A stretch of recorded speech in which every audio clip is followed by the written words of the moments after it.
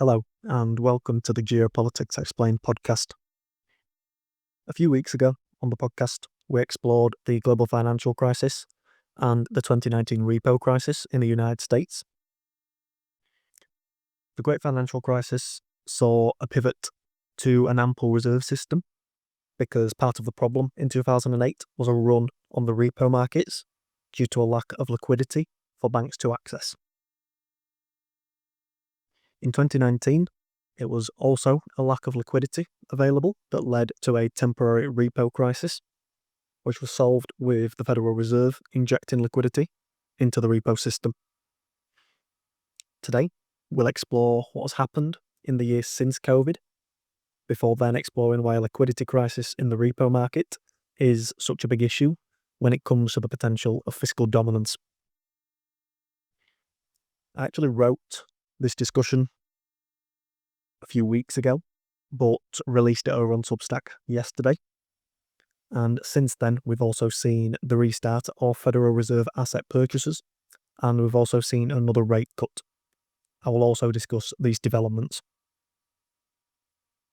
So, if we flash back to 2020, the Federal Reserve launched a large quantitative easing program. This expanded its balance sheet and reserves in the banking system. The Fed remained in the ample reserves regime, but at elevated levels that had never been seen before. As a result of this, money supply grew sharply. This increased cash availability in the economy in general as a result of stimulus checks and unemployment benefits. But this meant that consumers had more cash to spend on goods that weren't readily available.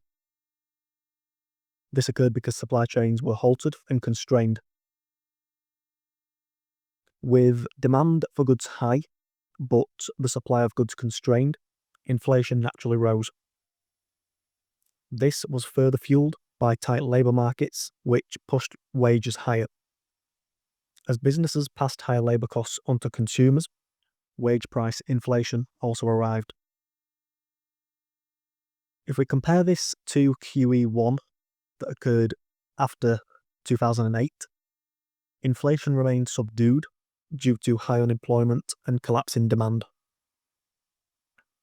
In QE2 between 2010 and 2011 and QE3 between 2012 and 2014, we didn't see inflation spike because unemployment was high and growth was slow. This absorbed the monetary expansion because demand didn't spike. So what's important here when it comes to QE is the balance. QE doesn't automatically lead to inflation. It depends on economic conditions. COVID created the perfect storm of fiscal stimulus, supply shocks, and rising demand for spending. So during COVID, we saw bank reserves spike dramatically. Since then, the Federal Reserve started quantitative tightening. This means that they once again allowed securities to mature without reinvesting. This reduced the Federal Reserve's balance sheet and its pool of reserves. Still, the Federal Reserve noted that reserves had to remain ample. This means that reserves need to be large enough that repo rates wouldn't be sensitive to dramatic shifts, as we saw occur in 2019. This period of QT that started in 2022 continued until about a month ago, when the Federal Reserve announced the end of the program. The latest development, as I discussed in the intro, which we also saw last week, will see the Federal Reserve now flip to purchase 40 billion in short-term treasury bills per month. They won't label this as QE, but this is essentially QE. Last week, we also saw the Federal Reserve cut interest rates. Now, in the aftermath of this cut, Trump stated that it should have been a larger cut. Also, Stephen Moran, who is Trump's former economic advisor and is now a Federal Reserve board member, voted for a 50 basis point cut to interest rates.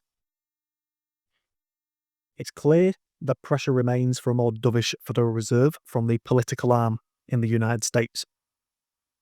This is despite the dot plot for interest rates, showing only one cut in 2026 and another cut in 2027. So with us in this environment today, where political pressure clearly exists, where are we heading? Well, if we zoom out, it's clear that we find ourselves in a cycle of QE and QT, and then back to QE. There are many ways in which this system is susceptible to strain. QT essentially ends when liquidity becomes a constraint, and QE ends when inflation becomes a constraint, or if a new constraint emerges. New constraints emerging are often political in nature. The most important aspect here is that repo markets are so vital in this sense because they sit at the intersection of treasuries, bank balance sheets, reserves, and leverage. When liquidity strain emerges, the Federal Reserve repeatedly intervenes via QE. Post-2008, maintaining this liquidity has been a clear policy objective.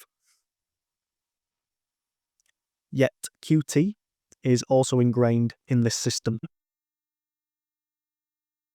With this cycle in mind between QE and QT, repo stress isn't a symptom, but it is the first failure point of this cycle. As a result of this, we seem set to continue to rotate between liquidity strain and inflation strain. If we look at the United States today, we are now re-entering into a QE environment, but inflation remains elevated at 3%. The Trump administration also wants to cut interest rates, and at the same time, the US will be issuing more short-term government debt as per their new QE strategy. With the US issuing more short-term debt, the government becomes dependent on low borrowing rates.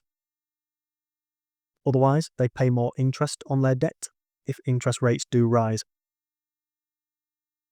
Also, when issuing short-term debt, this debt must be rolled more often.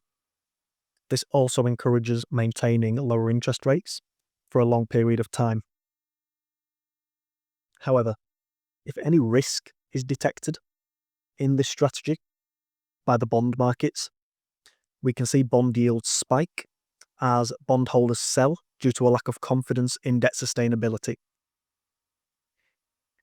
If this arises, the central bank can't allow failed auctions because this further erodes confidence. As a result of this, the government would have to buy their own debt. An alternative is to suppress short-term rates, as seen via yield curve control in Japan, but Japan's case is unique based on the fact that they did this in a deflationary environment. If the United States did the same, it would reduce the Federal Reserve's flexibility to respond to inflation or liquidity shocks. It's not a given that inflation emerges today in regard to this new QE, despite some inflationary pressures existing in the US economy today. The worry is that one day we could be in a political environment where interest rates are kept low despite inflation rising. This is fiscal dominance. So that's not to say that this is going to happen this time around. Trump is pushing for low rates, but the Federal Reserve could remain independent, and the dot plot that indicates a cut in 2026 and a cut in 2027 could become the reality. On the flip side, Trump is seemingly changing who he wants to be his Federal Reserve head. Jay Powell will step down in May next year, and Kevin Hassett was suspected to be his replacement. The polls just today have now flipped to Kevin Warsh as the potential replacement for Powell at the head of the Federal Reserve. To conclude, QE and QT may seem like policy choices, but ultimately they are forced responses to structural constraints. Monetary policy today is about preventing the system from breaking. The danger isn't QE itself, nor is it QT, but it is a future where inflation is the primary constraint and liquidity support becomes politically inevitable. Again, this is fiscal dominance. So it's clear that the system can no longer tolerate liquidity scarcity, but there is one more element that we need to discuss in this entire story.